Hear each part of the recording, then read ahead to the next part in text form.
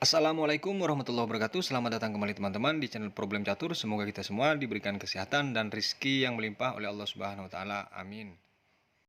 Di part yang kedua nih teman-teman, dari permainan catur Grandmaster terbaik sepanjang masa. Partai pertama dimainkan oleh Donald Byrd melawan Bobby Fischer pegang buah hitam di Rosenwald Trophy tahun 1956. Dimulai dari kuda F3 dan kuda F6, C4, G6 dan kuda C3, gajah G7 dan D4. Rokade langsung Fischer, gajah F4. Terbentuk bangunan pembukaan Inggris varian 3 kuda. D5 dibalas dengan menteri B3. Pion kali pion, menteri kali pion dan C6. E4 langsung mau mendobrak dari putih sebelum dia mengamankan rokade rajanya dan dibalas dengan kuda ke D7. Benteng D1, kuda B6. Menteri C5, gajah G4 dan di sini gajah langsung ke G5. Sama-sama mengepin kuda maksudnya, dibalas dengan kuda ke-4. Perhatikan teman-teman. Jika di posisi ini kuda dipukul oleh kuda karena mengancam menteri, kita praktekkan yang akan terjadi seperti ini. Dipukul kuda sekaligus mengancam menteri, dan di sini gajah kali pion sekaligus mengancam menteri, C7 dan menteri B4. Benteng di sini mengancam gajah dan E2 karena dibukanya atau larinya gajah tersebut terpin oleh benteng raja yang di E1 tentunya. Maka di sini hanya terjadi pertukaran teman-teman. Sekaligus hitam unggul posisi. Kembali ke posisi di saat kuda di sini A4. Langkah itu ditolak oleh putih dengan menurunkan menteri ke A3. Dibalas dengan kuda kali kuda. Dan di sini dipukul oleh pion, kuda kali pion, dan dilanjutkan dengan gajah langsung memukul pion sekaligus mengancam. Tentu di sini melirik kualitas. Menteri ke B6 dilanjutkan dengan gajah ke C4. Kuda di sini memukul. Lagi-lagi di sini ada tawaran bagus dari kombinasi. Kalau misalnya di sini teman-teman, putih memukul benteng yang di F8 atau kuda, maka ini yang akan terjadi. Kita praktekkan, kuda misalnya dipukul oleh menteri, maka akan bergeser benteng. Kalau dia rokade, tentu akan dipukul. Unggul pion tentunya dari hitam teman-teman. Kalau semisal di saat kuda ini dijawab dengan langkah benteng C1 oleh putih, maka akan datang gajah memukul kuda, dipukul oleh menteri kuda tersebut. Di sini balik mengancam. Setelah bergeser, maka di sini kembali lagi unggul pion tentunya dari hitam. Kalaupun dia menteri ke D2, maka bergeser benteng. Tentu gajah yang di E7 harus jatuh teman-teman. Kembali ke posisi di saat kuda di sini memukul pion yang di C3. Langkah partai dari Donald Byrd, gajah ke C5. Balik mengancam menteri di sini dan dibalas dengan menteri tidak digeser melainkan cek ke E8. F1 dan dibalas dengan gajah ke E6. Perhatikan teman-teman. Langkah kombinasi yang sangat brutal dari Bobby Fischer ini sedang dimulai. Kuda di sini tentu nganggur yang di C3 sekaligus menterinya terancam. Pilihannya sangat pelik tentunya. Sementara langkah kemungkinan dia membunuh Raja Putih juga belum ada kepastian. Inilah kombinasi yang sangat spektakuler dari Bobby Fischer, salah satu dari permainannya teman-teman. Di sini hitam memilih memukul menteri, teman-teman. Gajah cek dengan memukul gajah G1. Kuda cek F1. Akan terjadi langkah berulang. Tapi tidak itu tujuannya dari Fischer, tentu ingin memenangkan pertandingan. Dipukul lagi pion sekaligus cek G1 kembali. Kalau di sini Fischer menginginkan remis, tentu ini remis, tidak bisa dibendung langkah berulangnya. Tapi karena pengorbanan dari Fischer bukan bertujuan untuk minta remis, masih dilanjutkan dengan kuda cek lagi. Dan setelah raja ke F1, C3, G1 lagi di sini. Di sini pion memukul gajah dan tidak ada yang bisa dipukul. Langkah dari putih, menteri ke B4 karena terancam. Benteng keempat balik diancam di sini dan dibalas dengan menteri kali pion. Kuda memukul benteng. Tentu satu menteri harus ditebus dengan beberapa perwira, teman-teman. H3, benteng kali pion. Dan dilanjutkan dengan raja ke H2. Dibalas dengan kuda di sini memukul pion dan benteng ke E1. Mengajak pertukaran tentunya. Dibalas dengan dipukul oleh hitam menteri cek gajah F8 dan kuda di sini memukul benteng. Sampai di posisi ini, teman-teman, sebenarnya dari putih sudah boleh menyerah karena ketinggalan pion dan perwira 4-2, teman-teman. Tapi masih dilanjutkan dengan gajah ke D5 oleh Fischer setelah dipukul benteng dan kuda F3 kembali. Kuda ke 4, menteri ke B8, masih mencoba melirik pion. H4, B5 di sini dan dibalas dengan H4, H5 dan kuda ke 5. Setelah langkah ini masih mengintip kemungkinan mat sebenarnya. Dibalas dengan raja ke G7. Jika di sini salah memainkan, dia harus kehilangan salah satu perwiranya, apakah menteri atau kuda, teman-teman. Raja G1, gajah C5, cek. F1 di sini, kuda G3. Dan menjadi emat dengan zigzag.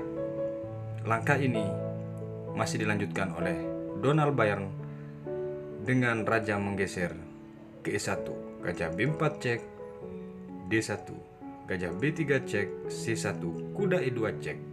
Masih dilangkahkan oleh putih, teman-teman, menggeser ke B1 dan di sini di closing dengan indah, yaitu cek oleh kuda C3 dan langkah paksa C1 sekaligus checkmate. Luar biasa langkah Bobby Fischer. Baik, kita lanjut ke partai berikutnya. Di partai yang kedua nih, teman-teman, adalah perebutan penantang untuk juara dunia, yaitu kandidat match pada tahun 1991. Putih dipegang oleh Vasily Ivanchuk dan hitam dipegang oleh Artur Yusupov. Dimulai dari C4, E5, G3, D6. Gajah di sini ke G2, G6, D4 dan kuda ke D7. Kuda di sini C3 dibalas gajah G7. Pembukaan Inggris dimulai, teman-teman. Kuda F3 dan kuda ke F6. Kuda pemain sama-sama rokade pendek. Menteri C2, benteng ke8 dan benteng ke D1. Dibalas C6 dan B3. Menteri E7, gajah ke E3, E4 dan kuda ke G5. E3 dan F4. Tentu dia tidak mau untuk pertukaran pion karena menteri akan masuk, teman-teman. Dia memilih untuk didorong F4. Kuda ke F8, mencoba cari jalan untuk peraduan kuda tersebut, dan B4. Langkah frontal yang cukup agresif dari putih, teman-teman. membuat hitam juga kesulitan untuk menyerang. Gajah ke F5 dan dibalas dengan menteri B3.